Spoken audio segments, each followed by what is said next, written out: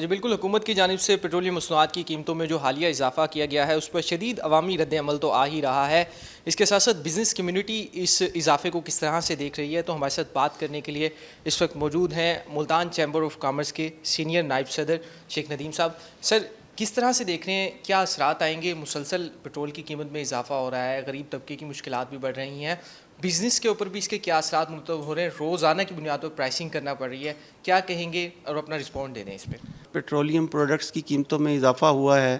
تقریباً 20 روپے 15 دن پہلے ہوا ہے اور یہ 20 روپے اب ہوا ہے۔ یہ بہت زیادہ اضافہ ہے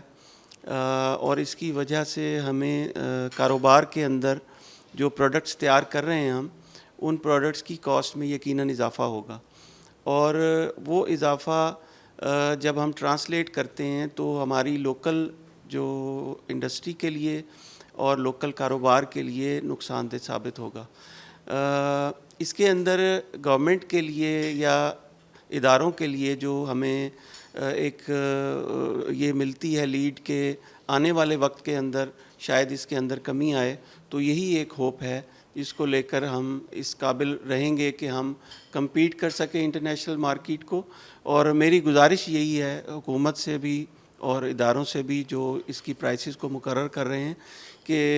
خدا کے لیے ان پرائسز کو مزید آگے بڑھنے سے روکیں۔ آلریڈی یہ اتنی بڑھ چکی ہیں کہ عام آدمی کی پہنچ سے اور بزنس کمیونٹی کے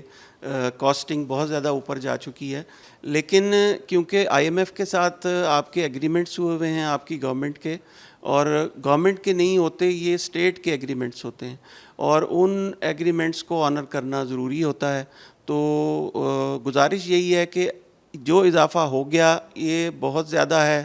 اور یہ کہ اس کے اندر مزید اضافے کی گنجائش نہ ہماری انڈسٹری میں ہے اور نہ ہمارے عام آدمی میں ہے۔ بزنس کمیونٹی کی جانب سے یہی اپیل کی جا رہی ہے کہ مسلسل اس طرح کے پیٹرولیم مصنوعات کی قیمتوں میں اضافے سے گریز کیا جائے اور عام عوام کو اور اس کے ساتھ ساتھ جو انڈسٹری ہے اس کو ریلیف دیا جائے۔